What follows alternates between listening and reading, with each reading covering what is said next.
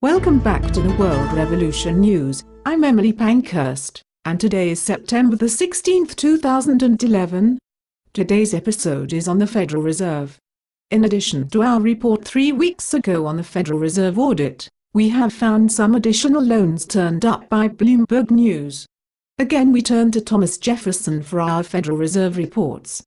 Like Emily stated, the newly uncovered $1.2 trillion package from the Federal Reserve is not part of the $16 trillion in emergency loans from the Fed that was reported here at the World Revolution News on the August 25th episode. It is also not part of the $2 trillion quantitative easing program known as QE. And it is not the TARP's $700 billion either. This bailout is brand new, and it's as if it never happened thanks to lack of coverage by the mainstream media, except for Bloomberg, who we tip our hat to. This $1.2 trillion in funds were brought to light after Bloomberg News had won a lawsuit, which further exposed the Fed's disregard toward free markets. Congress required the disclosure of databases after the Federal Reserve rejected requests in 2008 from the now-deceased Bloomberg News reporter, Mark Pittman, whom sought details of its loans under the Freedom of Information Act. After fighting to keep the data secret, the Federal Reserve released unprecedented information about its discount window and other programs under court order in March of this year. The list of who got the money is a basic guide to the American banking industry. $107 billion to Morgan Stanley, $99 billion to Citigroup, $91 billion to Bank of America, over $75 billion to State Street, and just under that to Goldman Sachs and J.P. Morgan Chase. And the list goes on. Almost half of the Fed's top 30 borrowers were European firms. Robert Lydon, a former Justice Department official who investigated the savings and loan crisis in the 1990s, said, "These are all whopping numbers. You're talking about the aristocracy of American finance, going down the tubes without the federal money." Even U.S. Representative Walter B. Jones, a Republican from North Carolina, at a congressional hearing in Washington on Federal Reserve lending disclosure earlier this summer said the following: "Why in hell does the Federal Reserve seem to be able to find a way to help these entities that are gigantic? They get help? When the average business person down in eastern North Carolina, and probably across America, can't even go to a bank they've been banking with for 15 or 20 years and get a loan."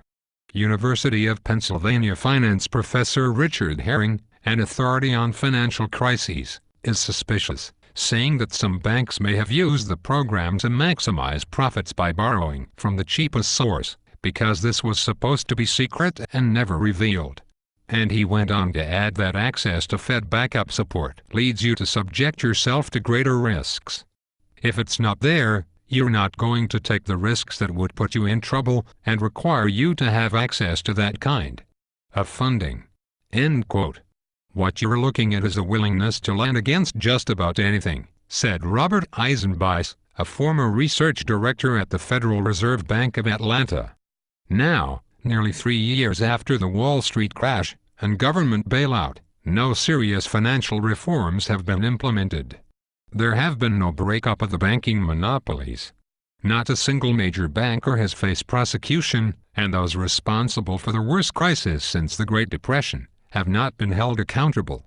On the contrary, the banks have recorded record profits, and executive pay has soared, even while the banks continue to sit on billions of dollars in worthless mortgage securities from their bad gambles.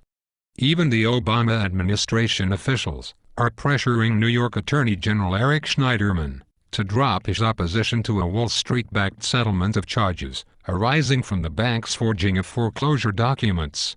This is right after a SEC whistleblower a few weeks ago had leaked that thousands of documents stemming from probes into the practices of major Wall Street firms were destroyed.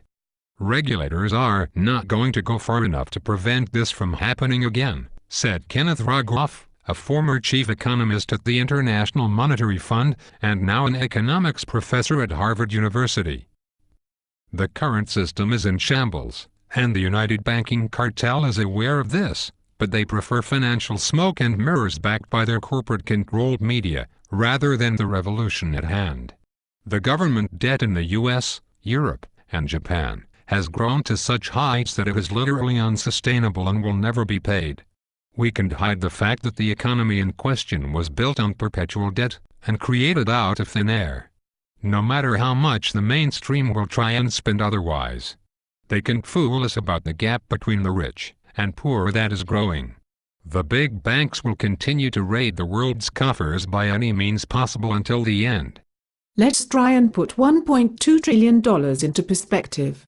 Nearly 10 years after the United States sent military forces into the Middle East, they have spent $1.2 trillion engaging in the wars in Iraq and Afghanistan, according to the National Priorities Project.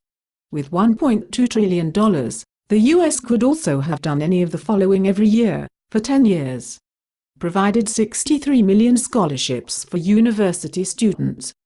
Given 58 million children low-income health care.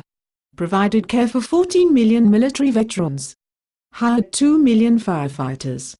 Hired 1 million elementary school teachers. Hired 1 million police officers.